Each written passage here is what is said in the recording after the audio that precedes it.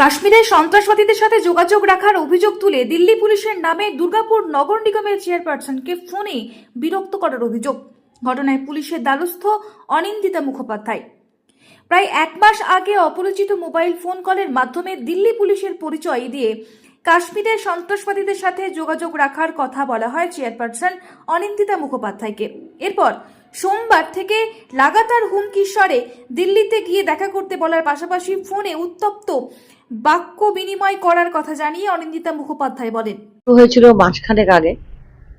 তখন অ্যাকচুয়ালি আমার জানা ছিল না, এরকম শুনতাম যে ফ্রড কলস আসছে, কিন্তু আমার সাথেই যেটা হবে এটা কখনো ভাবিনি। হঠাৎ করে সকালবেলা একদিন ফোন করে বলেন যে আমি দিল্লি পুলিশ থেকে ফোন করছি। আমি বললাম দিল্লির সাথে তো আমার কোনো কানেকশন নেই, দিল্লি পুলিশ থেকে ফোন করার কি আছে। ঠিক আছে, তাহলে আমি লালবাজারে ট্রান্সফার করছি, লালবাজার থেকে আপনার সঙ্গে কথা বলবো। আমি বললাম হ্যাঁ বলুন, কি প্রয়োজন আছে। আমি chairperson Durgapur municipal corporation. Phone করে, আপনার নাম অনিন্দিতা মুখার্জি? বললাম হ্যাঁ। আপনি কাশ্মীর গেছিলেন? আমি বললাম হ্যাঁ, বছর দুয়েক আগে আমি বাচ্চাদের সাথে বেড়াতে গেছিলাম। আপনার সঙ্গে আতঙ্কবাদী কোনো একজনের নাম টাম করে বলছিলেন, এদের সঙ্গে যোগাযোগ আছে এখনো এবং আপনার এগেনস্টে চার্জ আছে, আপনাকে এসে এখানে হাজিরা দিতে হবে দিল্লিতে। আমি বললাম দিল্লিতে আমার পক্ষে যাওয়া সম্ভব না, কলকাতাতেই লালবাজারে আসুন। বহুক্ষণ, মানে প্রায় আধ ঘন্টা ধরে বচসা হওয়ার পরে আমি আমার হাজব্যান্ড যিনি আছেন মাননীয় অপূর্ব মুখার্জি স্যার, তাকে আমি দিই ফোনটা। তার সঙ্গেও প্রায় আধ ঘন্টা বচসা চলে। তিনি বলেন যে না, আমাদের তো এরকম কিছু নেই, আমরা তো জাস্ট বেড়াতে গেছি, চলে এসেছি। আর আমার একটা ছোট্ট এতটুকু এই সিম্পল ফোন, এই ফোনে আতঙ্কবাদী সে সঙ্গে যোগাযোগ। আমি বারবার ওনাদের বলছি দেখুন আমার একটা ছোট্ট ফোন, এতে সম্ভব নয়, আমি কাউকে চিনি না, আমার সাথে কারোর যোগাযোগ হয়নি। আমাকে একটা অন্য নাম্বার দেওয়া হলো, যেহেতু কাশ্মীরের সিমটা কাজ করে না, তো সেইটা থেকে আমি ছোট্ট ফোন থেকে আমার জনগণের সঙ্গে যোগাযোগ রাখা দরকার, আমি রেখেছি। তারপরে উনি বেশ কিছু অ্যাহেস করার পরে আমার হাজব্যান্ড অত্যন্ত বিরক্ত হন এবং তখন তিনি মাননীয় সিপি স্যার, মাননীয় ডিসিপি স্যার, মাননীয় এসিপি স্যার সবার সঙ্গেই যোগাযোগ করেন এবং শুনেই ওরা বলেন যে এটা তো পুরো ফ্রড কল, এগুলোকে একদম অ্যাটেন্ড করার কোনো দরকার নেই। এবং যখন সেই নাম্বারটা দিয়ে ট্রু কলারে দেখা যাচ্ছে পুরো ফ্রড লেখা আসছে। আপনি এসে হাজিরা দিন, আপনার এগেনস্টে এরকম একটা আছে যে আপনি নাকি ওখানে গেছিলেন, আপনার সঙ্গে আতঙ্কবাদীদের যোগাযোগ আছে, আপনি ইমিডিয়েটলি আসুন, হয় লালবাজার নয় দিল্লি পুলিশ যোগাযোগ করুন। টাকা পয়সা বা কিছু ডিমান্ড না, তারপরেই হয়তো যদি আমি কান্নাকাটি করে বলতাম দেখুন আমার পক্ষে সম্ভব না, যদি এরকম ভাবে ম্যানেজ করে দেওয়া যায়, তাহলে হয়তো বলতেন যে ঠিক আছে আপনি তাহলে এত টাকা পাঠিয়ে দিন, আমরা করে দিচ্ছি। এটাই ওদের একটা, আমার মনে হয় যে পুরো একটা গ্যাং এটাতে কাজ করছে। এবং তারপরে আমি সেদিনকে বলাতে আমাদের মাননীয় সিপি স্যার এটা নিয়ে যথেষ্ট সচেতন ছিলেন। তিনি চারদিকে তাদের যেটা সাইবার ক্রাইম ডিপার্টমেন্ট, সেখানে বলা যোগাযোগ করা বন্ধ ছিল।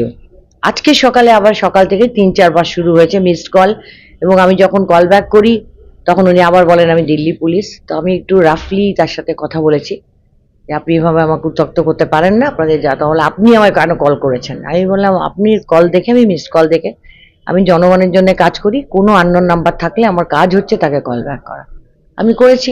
ঘটনায় পারিবারিক শান্তি বিঘ্নিত হওয়ার সাথে সাথে পুলিশের ভূমিকার উপর আস্থা রেখে দুর্গাপুর নগর নিগমের প্রাক্তন মহানাগরিক তথা প্রাক্তন বিধায়ক অপূর্ব মুখোপাধ্যায় জানান যে তারা বিভিন্ন জায়গায় আমরা এটা শুনতে পাচ্ছি, একটা ডিজিটাল অ্যারেস্টের চলছে, হ্যাঁ মানুষকে ফ্রড করছে।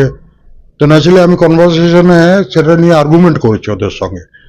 হ্যাঁ, তো তারপরে ওরা বলে তো আপনি লালবাজারে আসুন। আমার উকিল যাবে লালবাজারে, আপনি আমার ড্রেস নম্বর দিন, আপনার পুরো নাম বলুন।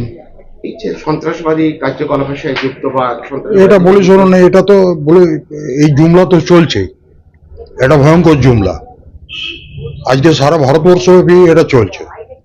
আর এতে সাধারণ মানুষ ফ্রড হচ্ছে। আমি অ্যাডমিনিস্ট্রেশনের কাছে একটা কথাই বলবো যে এগুলোকে কড়া হাতে আপনারা দমন করুন।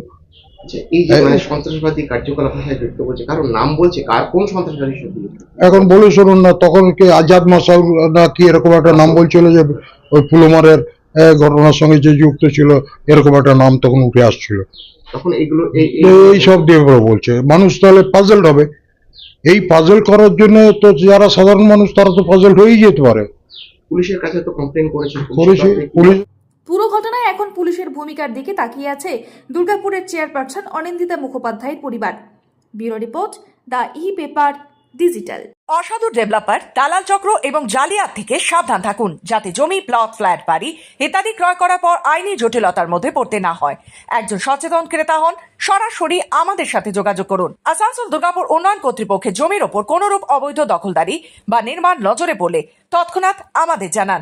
কল করুন আসানসোলের ক্ষেত্রে 9046223651, দুর্গাপুর 9046223650।